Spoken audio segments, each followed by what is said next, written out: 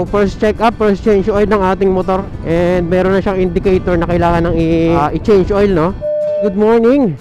So for today's vlog mga bossing, vlog-vlogan lang ulit tayo. Punta tayo ng ng Honda. So first check up, first change oil ng ating motor. Ayan yung odo natin mga boss. Kung nakikita nyo, 1264. And meron na siyang indicator na kailangan ng i-change oil, no? Yun yung kagandahan ngayon sa mga bagong unit, ano? Ayan, full digital na siya. Lahat ng information is nandyan, ha? Pagaya nito, ayan, no? Once na-reach yung set na odometer, ayan, na kailangan na mag-change oil. Yan, lumalabas na siya, change oil daw, oil change. Kaya punta na tayo ngayon sa sa Honda. Actually, yung isang araw pa to, kaya lang may pasok tayo, kaya hindi natin maaasikaso. So nagpunta ako dito sa amin. Nagpunta na ako dito sa amin ngayon. Wala naman silang spare parts. So bukas para ang dating. Tinanong ko din kung pwedeng bumili na lang na ng langis sa labas. Hindi daw nila ina-advise na bumili na langis sa labas. Sa mismong kaso daw kasi maraming mga fake daw na na langis. Baka daw yun pa yung mailagay, lalong magkaroon ng issue, magkaroon ng problema sa makina, So tara, hanap na lang tayo ng ng Honda. Alam ko dito sa meron dito sa may Tejero, di ba? Meron diyan yung intersection diyan bago mag Robinson. Diyan sa General Trias.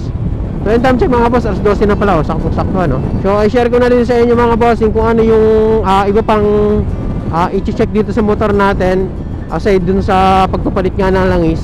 Okay lang naman siguro kahit sa Honda, papa-change oil lang naman tayo So dala ko naman yung booklet. Bale mga bossing, isang buwan pa lang mahigit itong motor natin. Kaya lang medyo malayo kasi yung biyahe natin. Since nung nailabas yung rehistro, isang buwan bago lumabas mas nauna yung OR. So ito lang kagandahan dito sa motor na to mga boss, talagang hindi ka mabibitin Power talaga. Pero syempre hindi kagaya nung iba na talagang pangretratan. So ito mga boss, medyo malapit na tayo kasi dyan lang naman yan sa may Gentry, sa may Robinson Share ko lang din yung mga accessories na naikabit natin dito sa ating motor. So yung kaunahan natin ginamit mga boss yung ating ayan kung hindi ko lang sure kung nakikita nyo yung ating screen protector.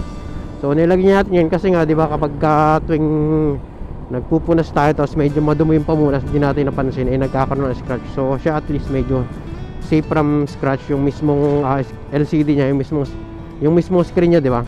Tapos yan, nagpalagay na rin tayo na crash guard yan. Binili lang natin sa Shopee mga bossing, crash guard, saka yung Motowolf na ano bang tawag yan, slider ba yan? Yung crash guard natin is from Motopax na Hammerton finish mga bossing yan. Kaya lang nagkaroon ng konting damage pag di-deliver, kaya yun, pinapasok ng kalawang siguro soon kapag talagang kinilawang na siya, natin, papalitan na lang natin ng bago, or pwede nating pa-powder coat na lang, di ba? Marami nagpa-powder coat ngayon na ang mga ganan-ganan. Tapos ano pa bang nilagay natin dito? Syempre yung ating top box bracket na K3, saka yung ating sec na top box, and yung kanyang mga boss, nilagyan ko rin yung ating shock shock cover lang. So mura lang yung mga yan. Ilagay ko na lang sa mga bossing sa description. Kung gusto nyong mag-order, click na lang mga bossing, Alright.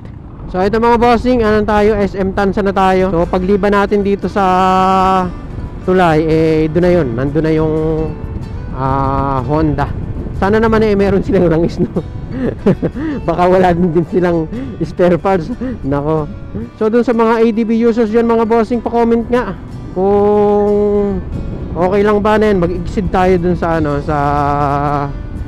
nakaset na pag-change oil ni ADB, diba? So kasi nung 1,000 na siya, biglang nag-appear yung oil change Though pa lang naman siya, nakaka 273 pa lang yung lagpas. So yan, pa-comment na lang mga bossing. Tapos kung kailan ulit tayo mag-change oil, siguro sasabihin naman ng kasa ng mga gagawa dyan mamaya kung kailan ulit tayo mag-change oil, and kung ano yung mga preventive maintenance na gagawin pa sa mga susunod na gagawin yung schedule, Buti lang umaraw ngayon pero medyo maulap makulimlim pa rin. Mamayang hapon sigurado bagsak na naman yung ulan na yan. Ang hirap pa naman ng ngayon ng panahon pag umulan, talagang sobrang lakas, So ito mga bossing yung tulay. After neto yung kanto, yung unang kanto dyan, oops.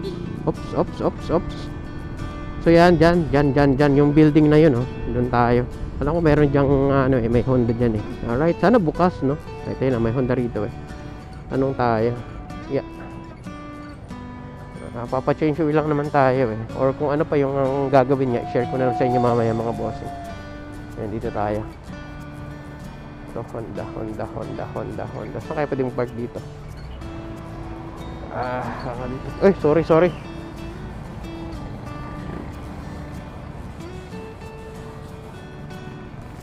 Oh. Papa, change oil. Dito, okay lang nakapag dito? Update lang mamaya mga bossing. Papasok lang tayo sa loob. Dalhin lang natin pambayad. And may pera pa ako dito Yung papel. Okay.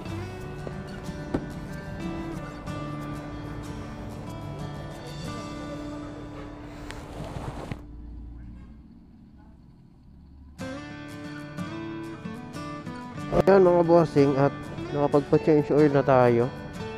Uy, nandito pala yung aking pinagpalitan ng langis. Natira. Meron pa palang extra. Tignan natin yan.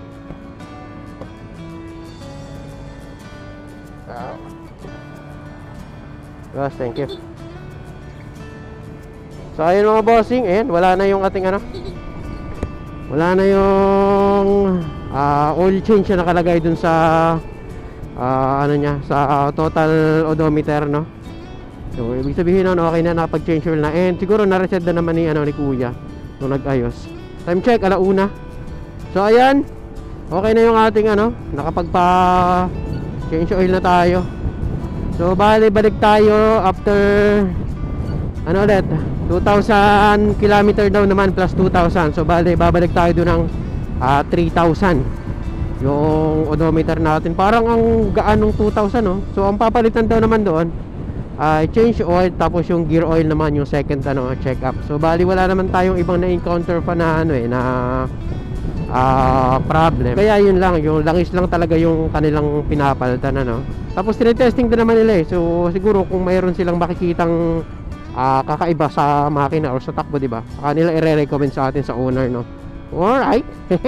Ang ganun lang. And shout out kay Madam, taga sa amin pala yung yung doon, yung teller doon sa spare parts.